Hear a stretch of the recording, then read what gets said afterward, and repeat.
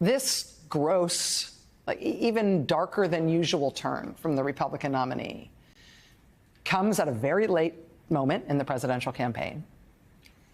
And it comes at a time when something that we can't ignore is raising its head again in their political circles. And that, I can't even believe I have to say this, but it's part of the news cycle again from them. It's Holocaust denial.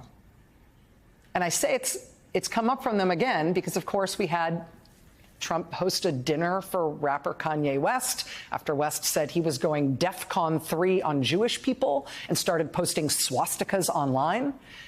Mr. West's dinner companion was a self-avowed Nazi with a large online following. We then recently had a major point of awkwardness between the Trump campaign and one of their largest donors. Remember when Trump said the Medal of Honor was a bad thing because members of the military who received that highest military honor that we give as a nation, they've usually been shot or killed in defense of their country by the time they receive that award? Do you remember the context of why he said that? The reason he said that, the riff that led him to that, is because he was saying the Medal of Honor is bad compared with another medal that he said was better. Because the other medal he said was better was the one he had given to his billionaire donor, Miriam Adelson. Why was he talking about the fact that he gave Miriam Adelson that medal years ago? He didn't give it to her recently. He gave it to her when he was president. Why was he bringing that up now on the campaign trail? Because he was trying to make nice to her. He had to make nice to her because he wants her money for the campaign again this year. And he had to make something up to her because a bunch of text messages were leaked in which his running mate, J.D. Vance, talked smack about Mrs. Adelson and specifically her late husband.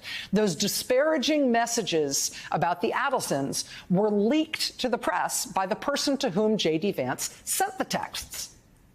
This is a man who J.D. Vance was texting with a lot, including texting this man disparaging remarks about a famous Jewish Republican political donor. The man who J.D. Vance was texting with about that, the guy who leaked the messages to the press, is himself most notorious for being a Holocaust denier. And now Senator Vance is due to go do a big public event with a former Fox News host who just spoke at the RNC, who then followed that up with a big public-facing laudatory interview with yet another Holocaust denier, whom he praised as the best public historian in America. A man who says the United States fought on the wrong side in World War II, that Hitler was not the real bad guy in World War II, that Hitler has gone to heaven, and who has said that it's a myth that the Nazis ever really set out to kill the Jews. It is astonishing that Holocaust denial is not an accidental brush with this campaign, but something that keeps coming up over and over and over again. And it's not just something that's like outre or impolite. It's really consequential. And it's really worrying that this is a recurring thing in this presidential campaign. That this presidential candidate keeps churning up new associations with Holocaust deniers every few weeks or months. Because why do people do this? What is Holocaust denial for? What purpose does it serve? Holocaust deniers don't think that there's been a big misunderstanding or that there's been sort of some good faith mistake about what really happened in history. What Holocaust deniers are contending is that a deliberate lie has been concocted to make us believe something that isn't actually true, to make us believe that the history we've been taught about what happened in World War II is a hoax perpetrated by the Jews to make Germany look bad when Germany doesn't really deserve that, when Hitler really wasn't so bad. Holocaust deniers say not only that the Holocaust didn't really happen, but the myth of the Holocaust was invented as a hoax to make Nazism and fascism look bad when really they're not bad at all, they're good. Right? That's the first level implication of Holocaust denial. And it's not only a bad and dangerous thing because it's an overt effort to rehabilitate Nazism and fascism and whitewash what is bad about those things. It's also bad because it entails a conspiracy theory about the world today, which ultimately demands that we get rid of democracy and get ourselves a strongman government instead. Because Holocaust denial isn't just, oh, I'm fuzzy on what really happened. It was a long time ago.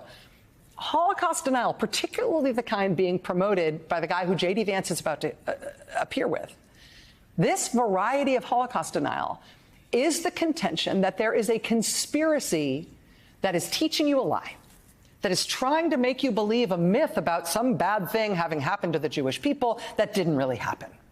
And why have you been taught this myth about a bad thing happening to the Jewish people when it didn't really happen? Well, that's the Jews who are teaching you that myth, because it serves Jewish interests, because Jews are so powerful and so conniving that they've invented this fake history and made us all believe it. The contention of the Holocaust deniers is that nothing bad actually happened to the Jews. But you've been manipulated into believing that it did, because Jews are secretly this unimaginably powerful cabal, and they're mind controlling us all for their own purposes to get what they want. And what do they want? They want white Christians to look bad so that they can be in charge. They want to destroy the white race. They want to destroy Christianity. They want to rule the world. And the implication of this is that if there's a group that powerful conspiring against Christians everywhere, well, what could possibly stop them? Certainly there's no point in engaging in, democratic political processes because, hey, if the real power is in the hands of this secret evil elite operating behind the scenes, then nothing you do in so-called politics is going to ever matter. The evil cabal will keep pulling the strings. So don't bother participating in politics. It's all a ruse. It's all a hoax. There's an evil conspiracy that's really running everything.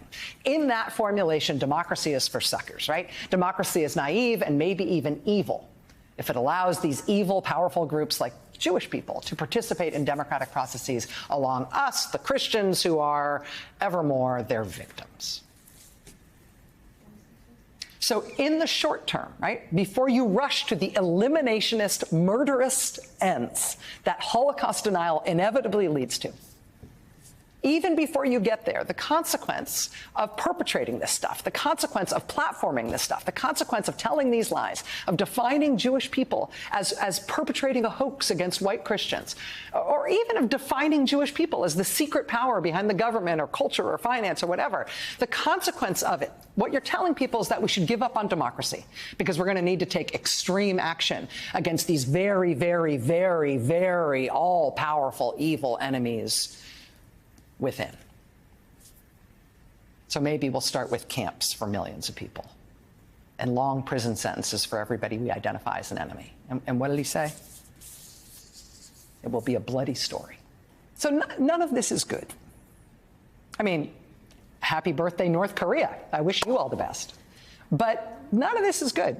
We are heading into the first and likely the only presidential debate of this campaign, while the Republican ticket is not just led by a self-professed fan of the weirdest and worst dictators around the world, a self-professed fan of dictatorship itself. He is now promising at his rallies that there will be bloodshed. He is getting his crowds to laugh at deadly violence perpetrated against his political enemies. He has turned a skull fracture into a laugh line. He is promising to imprison his enemies en masse. He is telling his crowds that his supporters who have committed criminal acts of violence on his behalf, he will spring them all from prison because they are his martyrs. And now his running mate is about to go do a ticketed tour event with the most high-profile American media figure to have ever promoted Holocaust denial. Because Hitler wasn't really the bad guy in World War II, and by the way, the United States was on the wrong side of that fight. Welcome, Vice Presidential nominee J.D. Vance. With that as the Republican Party platform this year, heading into the first debate, the presidential race is tied between the two parties. And the character of the race on the Republican side, the de facto platform of the Republican Party here, is not just a little red flag here for danger. This is all the alarms going off all at once. There has never, ever been a presidential contest in this country with stakes like this.